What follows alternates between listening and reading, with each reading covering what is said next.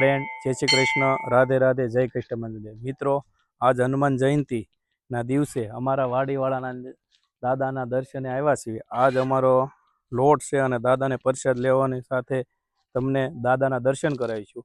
અમારે આ દાદા જે છે ને વાડીવાળા, તે આપણે અહીંયા કુઈ છે ત્યાં પ્રગટ થયેલા વર્ષો પહેલાં, અને આજ હાજર દાદાના પરસા છે.